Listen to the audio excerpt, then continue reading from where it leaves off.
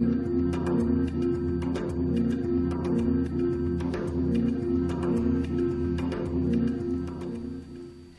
and welcome back to Weekend Edition. This is Rehash, where we recap the big stories of the week. And this week, I want to start with age before beauty. So, Jason, you get to go first.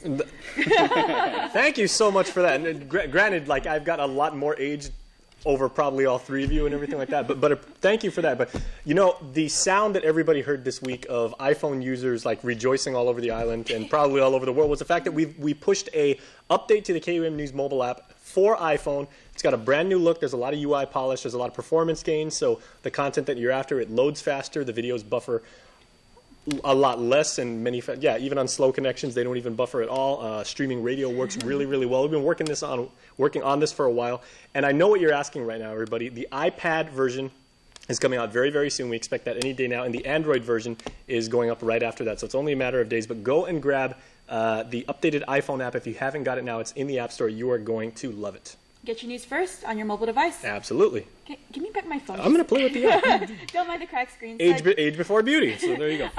Speaking of something that's been in the works for a long time, FestPac was the big topic of discussion this week, all week long. So it started out with an audit put out by the Office of Public Accountability on Monday, showing that they had several concerns with FestPac finances.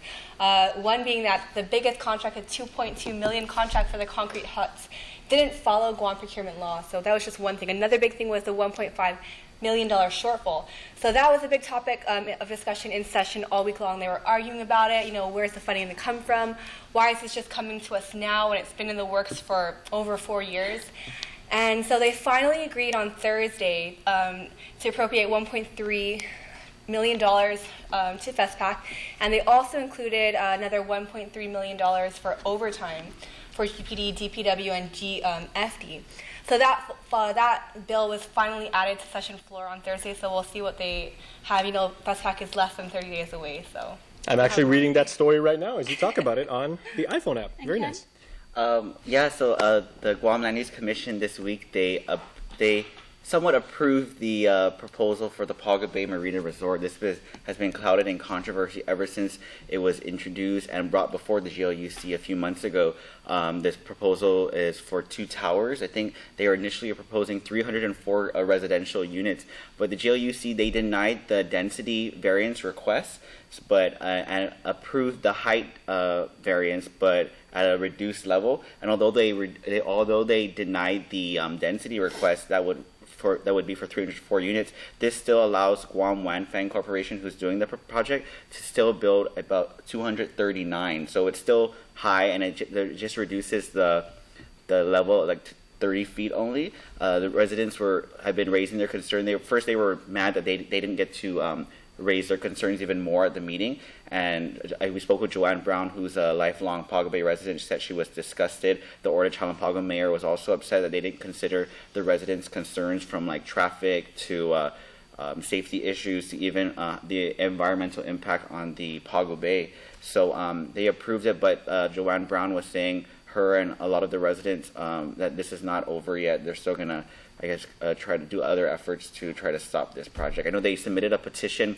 This group submitted a petition that had over 1,000 signatures against the proposal, so we'll see where it goes. Speaking of petitions, I wanted to segue.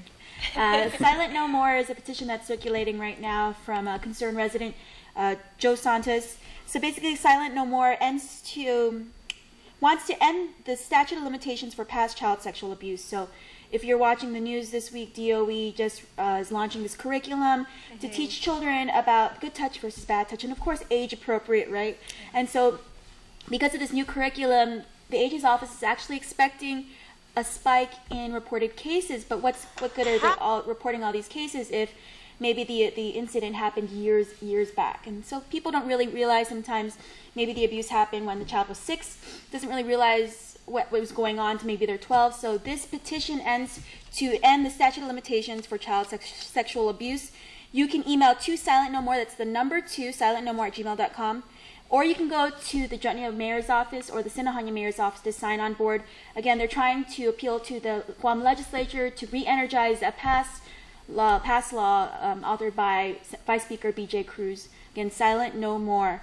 So to silentnomore@gmail.com. Also, I wanted to make a quick spiel about Stephen Cahill. You may remember him, DOE teacher and National Guardsman, who was accused of sleeping with his former student and then sending the video on WhatsApp. So, interesting thing in court, 4 out of 6 of the charges against Cahill were dismissed by one of the judges in Superior Court because there wasn't sufficient evidence. Trial is scheduled for this summer, I believe June or July, for more on that on KUAM, and he'll only be facing misdemeanor charges. So they went from felonies to just misdemeanors, 2 misdemeanors. For more on that, KUAM, and if you KUAM any of our social media sites, but if you want us to cover anything on the news, email us at reporters@kuam.com.